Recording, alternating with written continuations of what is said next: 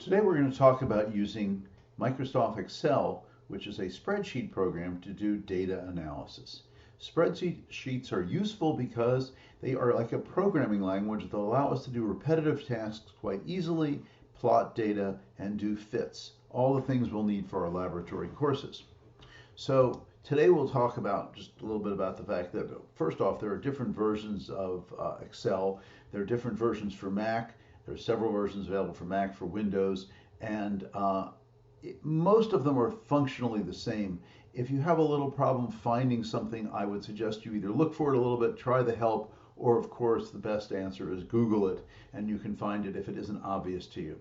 But today what we'll talk about is how to enter data, including texts, numbers, and formulas. We'll talk about automatic updating of cells, copying, formulas, how to do formula copies, and that's one of the most important tools in Excel. It allows you to do repetitive tasks quite easily. We'll talk about fixed locations, functions, significant figures, and do's and don'ts. So let's go and take a look at our spreadsheet. So a spreadsheet is labeled is a set of rows and columns which are labeled. The rows are all numbered, 1 through whatever number you need. Here it shows you 26 on the screen, but it can go as high as you like. And in this case, letters, which are the column designations, and they go from A to Z, and then they start over at A, B, so on. So you have a spreadsheet is a set of rows and columns, a matrix as large as you want it to be. Now, a cell location is designated by its coordinates. So this cell right here is cell B2. Now, if I'm, for example, taking data with my experiment, I might want to take a number of trials of a measurement. Let's say I'm doing swings of a pendulum. So I might want to put my trial number. So I want to label it by just putting text in a cell, trial number. Okay, so there you can see that that's a set of text in that cell. And I can also put a number in a cell. So for example, my trial number 1. If I put 1 here, I have trial number 1. So that's pretty easy. Now, my next trial is going to be trial 2. So I could just type 2 and then 3. And I could go on until I got to my 25 trials or whatever I was going to take. But that's the wrong thing to do on a spreadsheet. Whenever you can apply a simple formula to do things like numbering, that's what you want to do. So let me delete these here and show you how we type in a simple formula. So the formula we want, first let me show you again the wrong way to do it. Not the worst way, but the wrong way. So what I want to say is that this cell here, B4, is equal to, I'm going to type B3 plus 1. So if I hit this, what you'll see is that this cell here has the contents of the cell above it plus 1. Now I'm going to want to repeat this formula, but let me show you first off why I said that was probably a bad way to do it.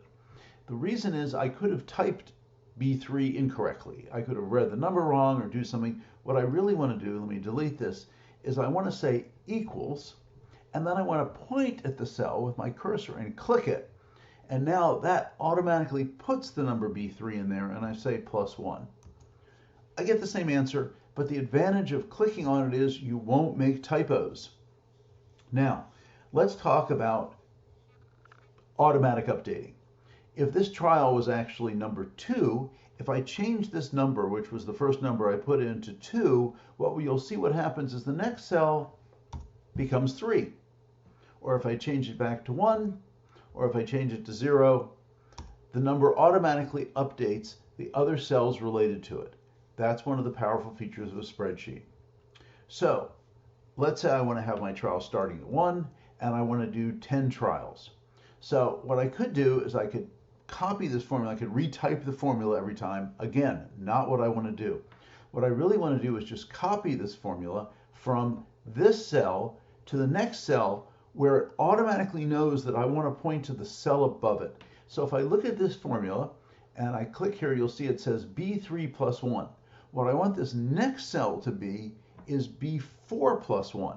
But Excel is smart enough to know that if I copy this cell, if I say copy, which I can do by either typing Command C or Control C if it's a Windows machine, and then I paste it to the next cell, and then I look at the contents of this cell, it automatically says B4 plus 1, so that when I look at it, it has the right number. Now, I could copy and paste to a range. Let me show you that. So for example, I could do this one cell at a time. Again, not the way to do it. Or I could just go back here and say Control C or Command C, and then I could paste it all the way down to here and hit Command V, and it will paste it. Now I want one more number than I wanted, but that's fine. I can delete that cell. So I'm done. My number's 10. Another way to do it, let me delete these again, is to simply take and drag. If you'll look at the cell here, you'll see there's a little dot on the corner here. You gotta look closely. And if I put my cursor on it, the cursor goes from being a double-lined plus cell to a single-line plus sign. And I can just yank this formula down to here. And then I have my numbers. And it automatically copied them, moving the relative position of each of these numbers so that each of these cells, when I look at it now, says equal to the cell above it plus 1. That's the power of a spreadsheet. You never want to type things repetitively in a spreadsheet. You're always wasting your time. The advantage of doing it this way is that if I want to change one number, all the numbers change. So if I change this to 0 for my trial number, then all the numbers change. Okay, so we've seen how to copy formulas and how the formula changes in each cell when we copy it as we move the cells around. Now, if we move them down or to the right, the same thing happens. They move appropriately based on where they're located. But what if we don't want them to move? What do we do then? So let me give an example here. Let's calculate, for example, let's pretend we have something, we've made some measurements of a cart moving along a track here at time 0 through 5 seconds. And let's say we'll make up the velocity. We'll just put some numbers in. Let's say the velocity is equal to 3 times the time, which I can do equals 3 times the time plus 0.5. So that made up a velocity for the first one, and I can copy this down. I could just pull this thing down, and that would copy it. Or, by the way, Command Z or Control Z deletes what you just did. But I can do something even cuter, which is I can just double click this corner and it will copy it down automatically to make the two columns the same length. So here you can see that my formula in this cell here, if I click on this, the formula is 3 times the time plus 0.5, which it should be. All that's good. The problem is, what if I want to calculate the kinetic energy? So to calculate the kinetic energy, let's say I have a cart of mass 6 kilograms, and I enter that here. What I want here is a formula that says equal 1/2 m, the mass, v squared.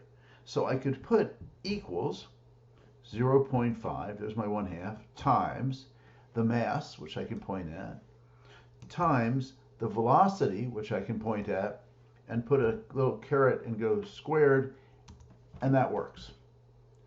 If I copy this formula, however, it won't work. So if I pull this formula down even 1, you'll see that what I get here is 0, or I should get a number. Why? Because if I look at this formula and I touch it, what I see is that I have 1/2 a number which is below the mass, because this moved down, instead of this moved to C6 that was supposed to, this moved to D3, which it wasn't supposed to. I wanted the mass to always be 6. Now I could have in theory made a column of 6s, but that's not what I wanted to do. So let me show you how to fix that. Okay, so let's go get rid of that. And what I really wanted to say is that this formula here is equal to 1/2 the mass, which is D2, but I don't want D2 to change. So in Excel, the way I tell it when you copy a formula not to change it is I put a $sign in front of the D that says don't change the D. Oops, hang on a second. Let me put my cursor in the right spot. A $sign in front of the D, and a $sign in front of the 2 says don't change either the D or the 2 when I copy this formula. Now I go back and the formula looks the same, but now when I pull this formula down, in each one of these things, you can see I have the space that says D2. Here you can see this says D2 times C10, okay? So the idea is that if I put a $sign in front of the D and a $sign in front of the 2, then neither the D nor the 2 will change when I do a copy. Now, it's even easier than typing it that way. Let me erase this and do it again. So I can go back and change this formula. Let me edit it. Let me get rid of the dollar signs and show you an even easier trick.